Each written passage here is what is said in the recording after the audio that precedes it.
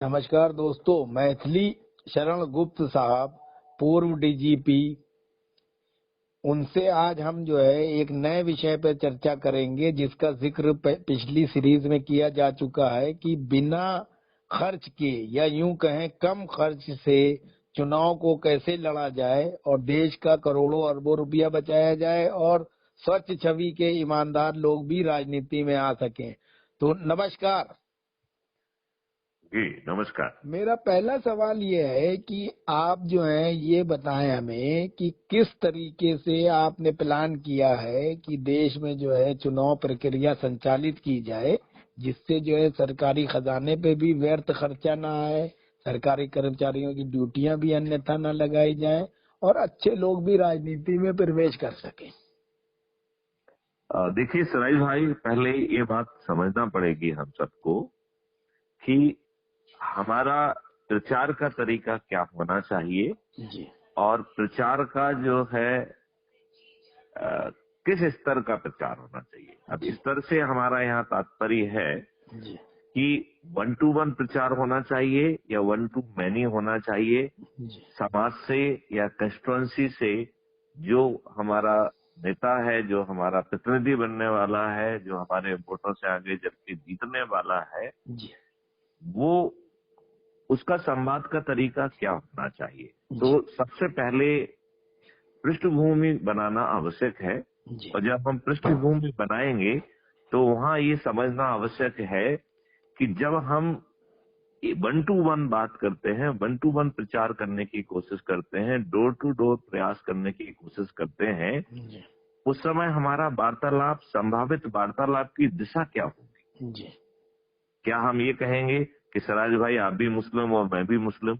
बिल्कुल क्या सही हम ये पॉइंट कहेंगे, उठाया आपने। क्या हम ये कहना चाहेंगे कि भाई हम भी उत्तर प्रदेश के, आप भी उत्तर प्रदेश की? बहुत सही। जी। क्या हम ये कहना चाहेंगे कि हम भी उसी जाति के, आप भी उसी जाति के? जी।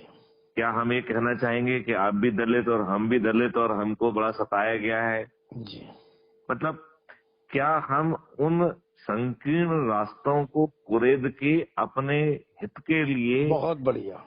जी। अपने अपने लिए रास्ता बनाना चाहेंगे, जी। या हम एक जनप्रतिनिधि, एक जन नेता के रूप में हमें हमारी सोच क्या होना चाहिए, हम वो बात करना चाहेंगे। बहुत सही।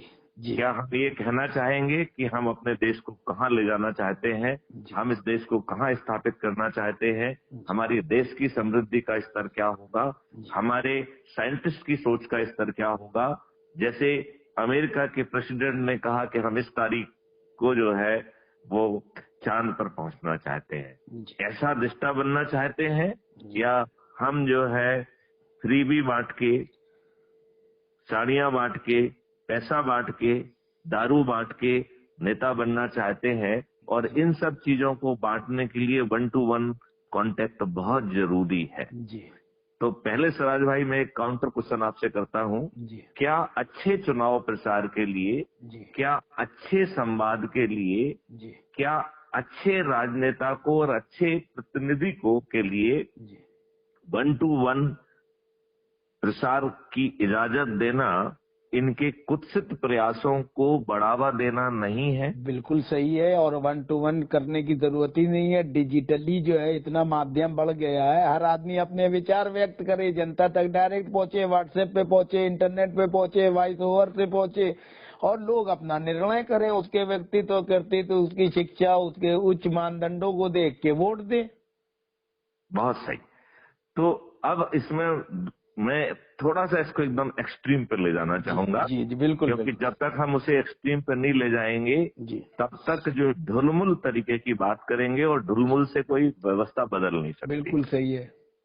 तो हम ये कहना चाहेंगे कि क्यों ना 1 to 1 जो प्रचार है जिसमें कि पैसा लगता है, हम गाड़ी लेके जाते हैं, उसके घर पे जाते हैं, उसको कुछ साफा देते हैं, कुछ उसको चुनाव चिन्ह देते हैं, कोई लोग दारू बांट देते हैं, कोई लोग फ्री भी बांट देते हैं, कोई लोग साड़ी बांट देते हैं, खर्चा यहीं पे आता है, राइट?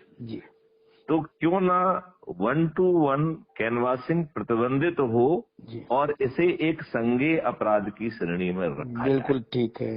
मतलब खर्च करना अपने आप में अपराध हो तो खर्च विहीन तो चुनाव अपने आप हो जाए। बिल्कुल ठीक है। ठीक है ना। जी अब सवाल ये उठता है कि हर कोई बराबर ज्ञानी नहीं हो सकता है, जी तो इसके लिए चुनाव आयोग जी फैसिलिटेशन सेंटर बना सकता है, जी जहां पर प्रतिनिधि अपने डिजिटल जो है जो भी वो कहना चाहता है, जी हम पात्रता दे सकते हैं कि आप इतने जो है ना बुलेटिन बना सकते हैं, जी और उसको बनाने के लिए व्यवस्था भी और टेक्निकल सहयोग भी जी सरकार की संस्था के द्वारा जी निःशुल्क दिया जाएगा। बिल्कुल सही है। ठीक है ना।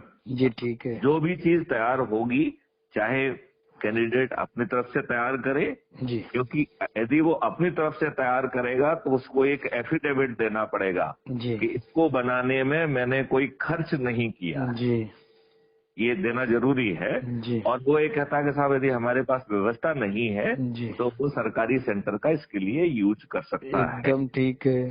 ठीक है ना। जी मतलब यहाँ पे हम एक कोशिश कर रहे हैं कि उसमें धोखे से पीठ पीछे जो है किसी को पैसे दे के, किसी को हायर करके, किसी अपने वीडियो बनाने में जी ज्यादा टेक्नोलॉजी, ज्यादा चीज का उपयोग खर्च करके तो नहीं किया है। जी ठीक है। तो खर्च नहीं करने देना है। ठीक है ना, क्योंकि खर्च करना तो अपराध है। राइट। ठीक। अब आप जो कुछ भी कहेंगे जी वो आपको, चाहे यदि आपने सरकारी सेंटर पे किया तो, जी या आपने निजी खुद सीधे बना के किया तो, जी वो एक ऐप के माध्यम से अपलोड होगा। जी राइट। तो उसमें सोच यह है कि चुनाव आयोग को ये कहने का नहीं रहे कि साहब मुझे तो मिला ही नहीं। जी राइट। जी और उसके बैक एंड पे हम उसे एआई ड्रिवन कर दें, जिससे समानता के तहत से कंस्टिट्यूएंसी में उसकी रीच जी बैक एंड इंटेलिजेंस करे। जी ठीक है। क्योंकि हम सब लोग इतने धूर्त हैं, जी क्योंकि हमें चुन के कोई ना कोई इन पदों के लिए चयनित करता है, जी तो हमारी जो स्वामी भक्ति है जी वो कहीं ना कहीं वहां पर उसके प्रति बनी रहती है। जी हमारी लड़ाई इस स्वामी भक्ति से भी है, जी क्योंकि नहीं तो हमारा चुनाव आयोग जो है निष्पक्ष होकर काम ही नहीं करेगा, जी बल्कि हमें चुनाव आयोगों के नियमों में भी ये चीज रखना पड़ेगी कि एक आयोग जो है ये देखेगा कि चुनाव आयोग निष्पक्ष रहा कि नहीं रहा, और यदि चुनाव आयोग ने कुछ ऐसा गड़बड़ किया है तो उसमें अपराध भी होगा, वो संज्ञेय भी होगा, नॉन अवेलेबल होगा, और 7 वर्ष की सजा होगी। जी तो वो चुनाव आयुक्त जो है और मुख्य चुनाव आयुक्त जी जो अभी अपने आका को खुश करके कई बार अपनी सीमाएं पार कर जाते हैं, जी वो जेल जाने के भय से उन सीमाओं को कभी क्रॉस नहीं करेंगे। जी भारतीय परिदृश्य में इस तरह की व्यवस्था बहुत आवश्यक है, जी क्योंकि हम लोग अपने छोटे छोटे लाभ के लिए इतने गिर जाते हैं कि हमें ये ध्यान नहीं रहता है कि चुनाव का मंदिर, जो कि लोकतंत्र का मंदिर है, वह जो है कहीं गिर ना जाए। जिसको हम स्टील फ्रेम कहते हैं, ये स्टील फ्रेम ने हमेशा जो है ना जनता को धोखा दिया।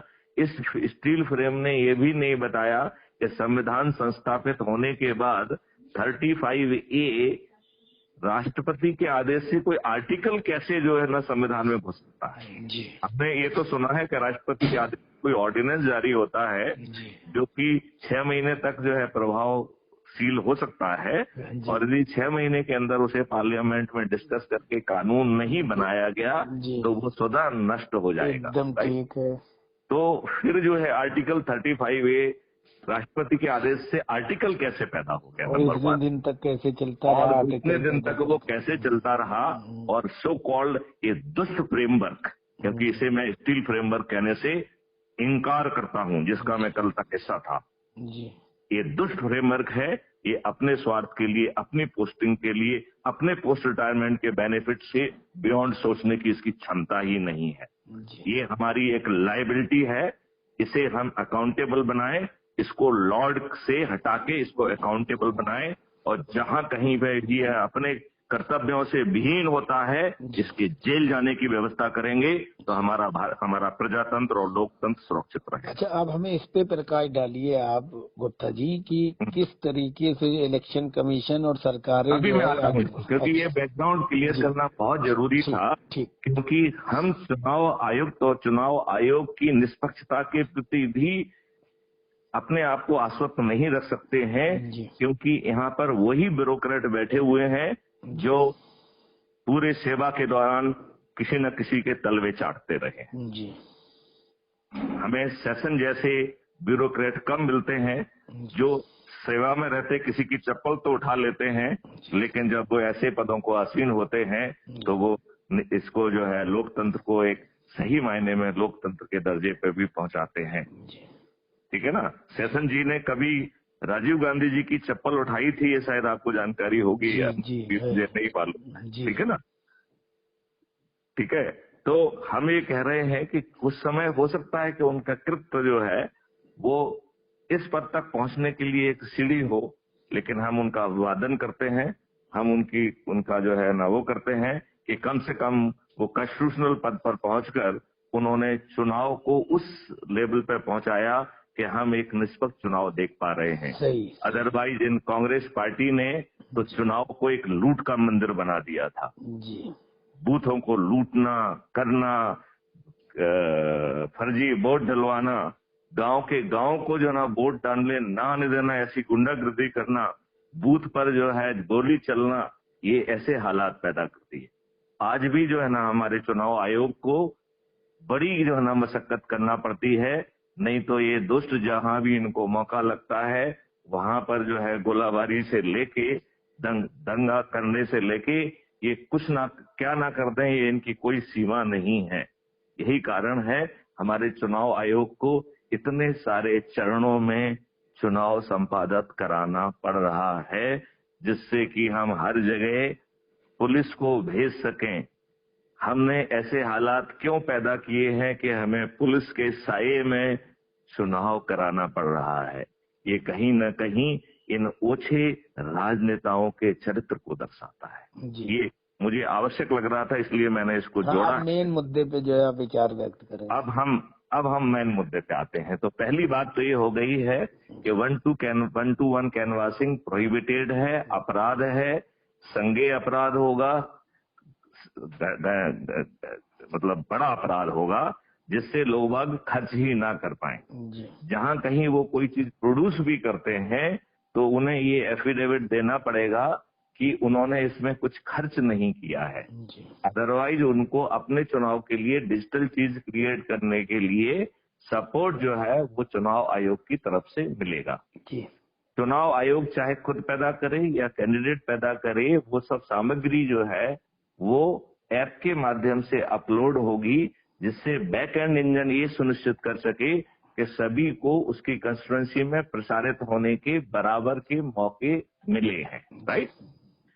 अब इसका सेकंड स्टेज लेवल 1 से पहले लेवल 2 पे पहुंच गए। लेवल 2 पे जितने भी डिजिटल प्रचार प्रसार जारी किए गए उनकी एक कमेटी स्कैनिंग करके उन मुद्दों को उठाएगी जो उस जननेता ने सामने लाने की कोशिश की है। यदि उसने कोई प्रोमिजेस किए हैं तो उनको भी वो एक्सट्रैक्ट के रूप में निकाला जाएगा।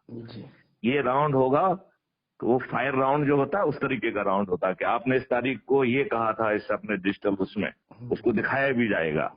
अब आप ये बताइए कि आप यहाँ से इसके लिए पैसे कहाँ से लाएंगे, ऐसा कैसा करेंगे। तो एक ग्रिलिंग राउंड होगा, फायर राउंड होगा। राइट। अच्छा, इसी में यदि वो पहले से राजनेता रहा है, एमएलए या एमपी रहा है, तो चुनाव आयोग उनके वो सब एक्सट्रैक्ट जिसमें कि उनकी भागिता रही है, सहभागिता रही है, जहां पे उन्होंने कोई क्वेश्चन पूछा है, कहीं किसी वार्तालाप में पार्टिसिपेट किया है, या उन्होंने ज्वाइंट पार्लियामेंट्री कमेटी या जो भी उनकी जो एक्टिविटी वाला पार्ट है उस पार्ट का डिजिटल रिकॉर्ड जो है वो पेश किया जाएगा कि आपके चुने हुए नेता इनका परफॉर्मेंस कृपया देखिए। राइट।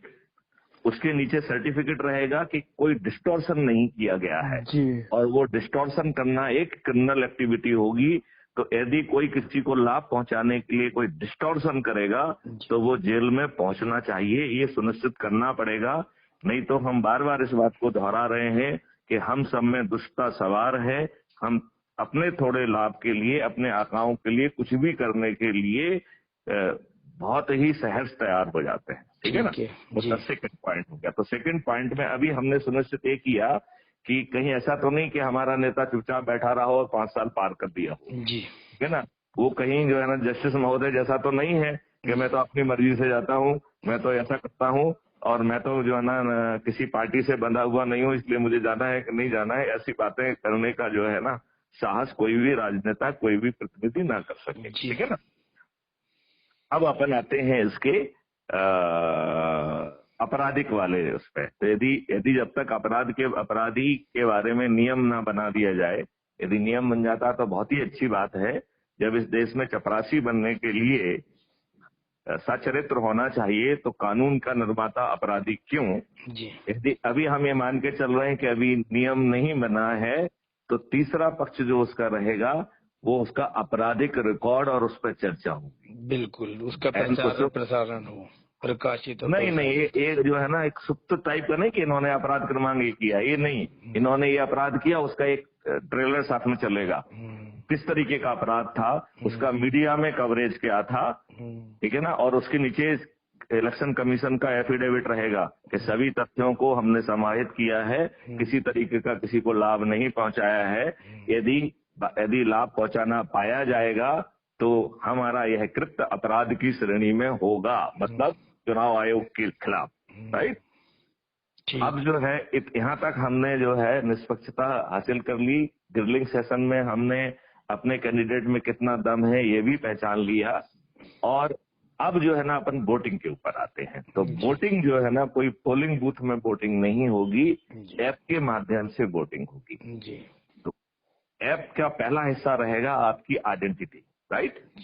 तो वो आधार से नहीं 25 चीजों से आपकी आइडेंटिटी होगी। आपके बैंक अकाउंट से आपका एक टोकन 1 रुपए भी लिया जाएगा। राइट? जिससे कि अब आपके अकाउंट से तो 1 रुपए जो है किसी दूसरे के अकाउंट से तो पैसा निकल नहीं सकता है। तो वो आइडेंटिटी का लिटमस टेस्ट होगा। ठीक है ना? एकदम सही, ये बढ़िया पॉइंट है। तो हम जो है ना पहला उसका रहेगा आइडेंटिटी, और वो ऐप आपको कॉन्ग्रेचुलेट करेगा, yes mister Siraj Sahil, you are welcome, your identity has been certified. एकदम बढ़िया प्लान है। राइट? अब द सेकेंड पार्ट उसका रहेगा, वो कहेगा to be a informed voter, now you have to see the videos of your candidate who are contesting. Right? एकदम सही। तो जो अभी तक अपन ने वीडियो ट्रायल और वो ग्रिलिंग जो बात कही है उसका एक्सट्रैक्ट जो है आ जाएगा। वो आपको 1 by 1 सबका देखना पड़ेगा। यदि आपने इसे 2 का देख के आगे बढ़ने की कोशिश की तो वो जो है ना आपको आगे नहीं बढ़ने देगा। He will say you are not yet informed voter, therefore not eligible to vote. एकदम आपको पूरे देखना ही है। मान लीजिए एक कॉन्स्टिट्यूंसी में 10 लोग हैं तो 10 का आपको देखना ही देखना। उसके पहले वो आपको वोट ही नहीं देते। बहुत बढ़िया, बहुत सही। सो इट विल, जैसे ही आप अपने सभी उम्मीदवार का देख लेंगे वो आपको कॉन्ग्रेचुलेट करेगा। Congratulation mister Siraj Sahil, you have now informed voter. बिल्कुल ठीक है। Now I open the panel for you for voting and you please vote to your candidate. एकदम ठीक है। Right? Being as a informed voter, वो इस बात में बार बार जोड़ देगा कि now you are informed voter. जी। तो ये फ्रीबी वाले वोटर अपने आप चले जाएंगे किनारे तेल लेने। ठीक है ना? एकदम ठीक। अब यदि एज्यूम करिए आपने वोट नहीं दिया तो backend engine will immediately identify who all are not voted, and जहां जहां आइडेंटिटी है वहां जाके वो इस बात को टैग कर देगा, he is the person who has not voted. अगले चुनाव तक उसे हर चीज में 10% ज्यादा पैसा लगेगा। एकदम बढ़िया। बस से चलेगा तो 10% ज्यादा, ट्रेन से चलेगा तो 10% ज्यादा, बच्चे को जो है ना स्कूल में एडमिशन दिलाएगा तो उसमें 10% ज्यादा, फीस 10% ज्यादा, अस्पताल में इलाज का 10% ज्यादा। जी ठीक है। हर स्टेज पे ये महसूस कराया जाएगा you are an idiot and you are not a responsible citizen. ठीक है। तो वो उसको बुरे बुरे सपने आना चालू हो जाएंगे कि मैं वोट नहीं दे पाया, और वो जाग जाएगा और उसको एकदम पसीना पसीना हो जाएगा। उसे अपना वोट देना इतना एक महत्वपूर्ण जिम्मेवारी उसको लगेगी, और लगभग 100% वोटिंग होगी। जी। इस प्रकार हम एक बहुत ही 100% वोटिंग, बिना प्रभाव की वोटिंग, बिना पुलिसिंग के वोटिंग, बिना स्टेज के वोटिंग, बिना आइडेंटिटी की कोई किसी का जो है ना किसी दूसरे का वोट डाल दे, ये बूथ पे जो है ना प्रतिनिधि, ये सब धंधे बंद हो जाएंगे। हर व्यक्ति जो है जो कि अपने आप में मादा रखता होगा वो खड़ा हो पाएगा और देश के जो है ना विकास में, देश को आगे बढ़ाने में कंट्रीब्यूट कर पाएगा। और